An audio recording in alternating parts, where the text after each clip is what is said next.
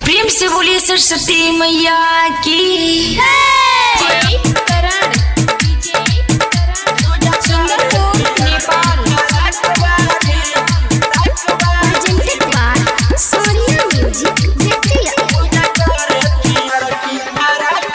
सरस्वती मैया के मूर्ति रखाई,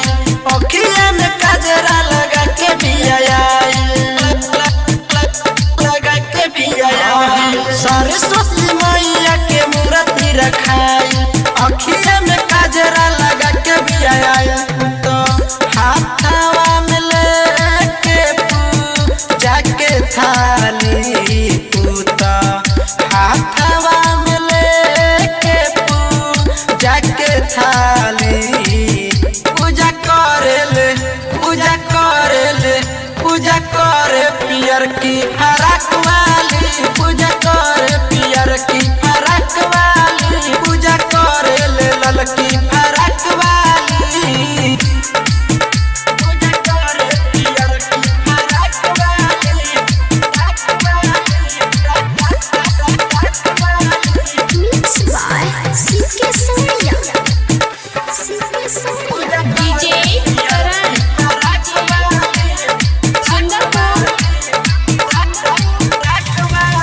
रची रची मैया के मूर्ति सजावेली, सखी सहेली संगे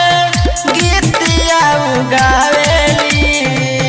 गीतिया उगावेली। रची रची मैया के मूर्ति सजावेली, सखी सहेली संगे गीतिया उगावेली, उता ओठ में लगवले बिया ओठे लाली, उता ओठ में लगवले बिया ओठे लाली, पूजा करेले पूजा करेले पूजा करे पियर की फराक वाली, पूजा करे पियर की फराक वाली, पूजा करेले ललकी फराक वाली,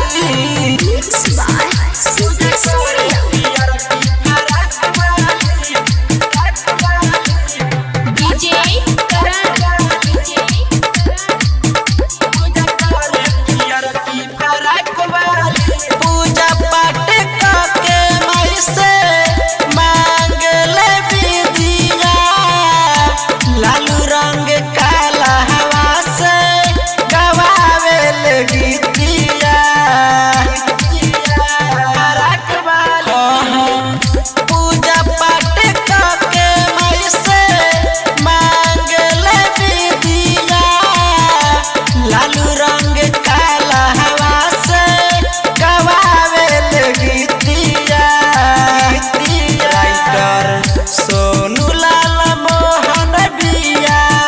धाके वाली, राइटर राकेश सोनू बिया धाके वाली, पूजा करेले पूजा करेले पूजा करे पियर की फराक वाली, पूजा करे पियर की फराक वाली, पूजा करेले ललकी फराक वाली। सरस्वती मैया के मूर्ति रखाई, अखिया में काजरा लगा के भी आई, हाथवा में ले ले बिया फूल डाली, उता हाथवा में ले ले बिया फूल डाली, पूजा करेले पूजा करेले पूजा करे पियर की फराक वाली,